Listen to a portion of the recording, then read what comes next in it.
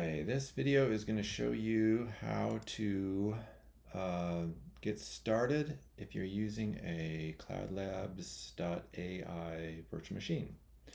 So the first thing you should get is an email from CloudLabs. It says like this, and this one is to me. Oh, look at that, that's me. And then what we do here is we're going to click this link, and I shouldn't hover over that, but that's fine. You won't be able to use it anyway. You can click on it. What I'm going to do actually is copy the link, and we're going to open up our little Firefoxy here. Let me find our Firefox, and we'll drop that link into it. I've got a portal on there already. I'm going to paste that in, enter, and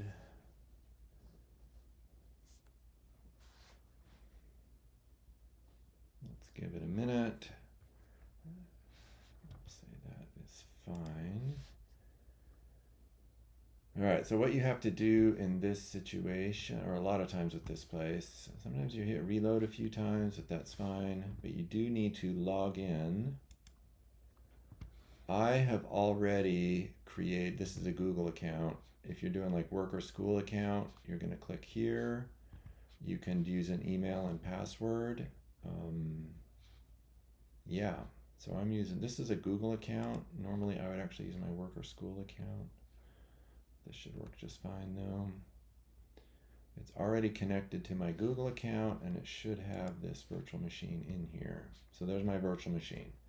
In order to get it started, I need to click launch. So I hit launch here, and it will give me this lovely message. Let me drag it up, or maybe it won't drag up so you can't see it, but that's fine. Very exciting message about you need to wait a minute. It's gonna take, yeah, a minute's okay. It usually takes a little longer than that. It changes over here to launching. In a minute you'll see that. You can see it spinning in the background here though. And so we're saying creating. I'm actually gonna go ahead and let it run because we wanna let it run, and that's just fine.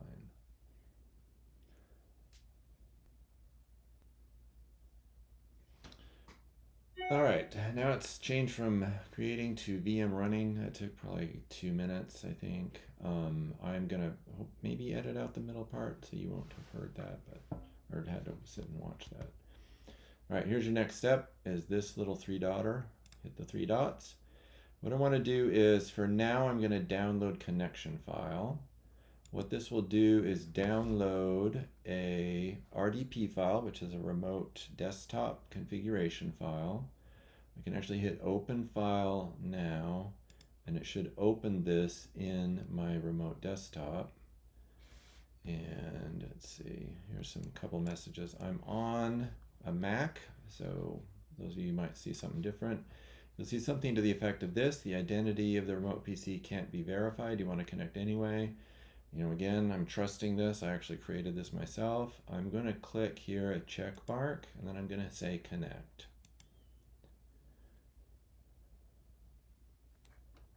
Now, here we are, and it's in full screen mode. And so actually what I'm going to do, you can't really tell what I'm going to do here. I'm actually going to shrink this down.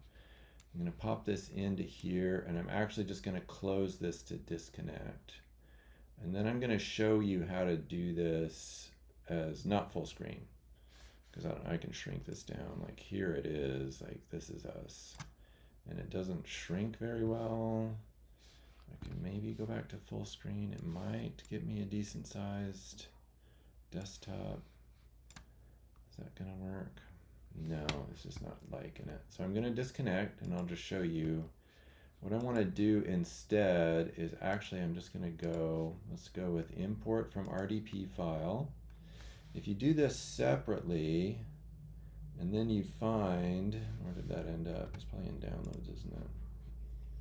So I'm finding it in here in my downloads folder. I'm opening the file. You can't see that, but what you're going to see, this is the Mac version, and there's the one I just did. Okay.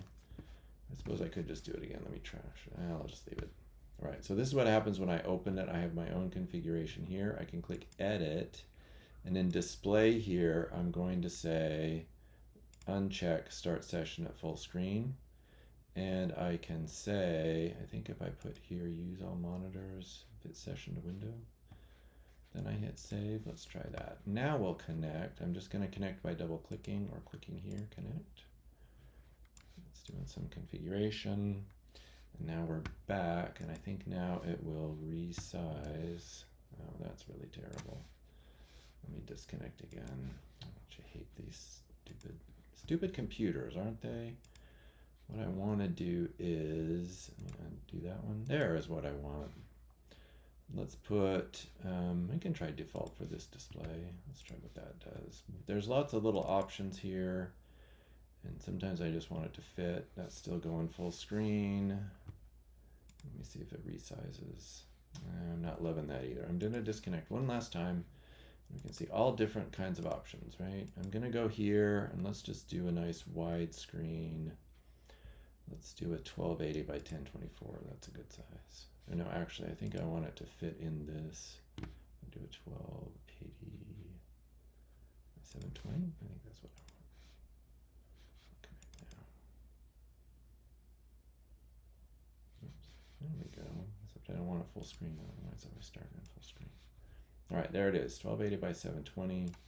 Now it more or less fits in this screen here. The user name here, if you install your Kali from a normal Kali, that would say username Kali, and then here I would type Kali.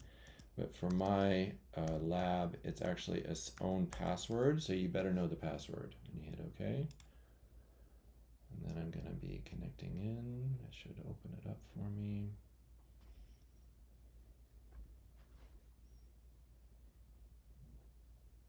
Okay. Here's a Kali desktop. I'm actually going to see if I can shrink this a little bit so you can see the whole thing. So there's like a little desktop bar here. Very nice here. If I come up here, this is actually where I can log out.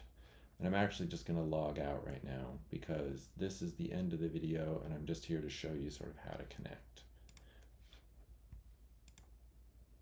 All right, so that's it.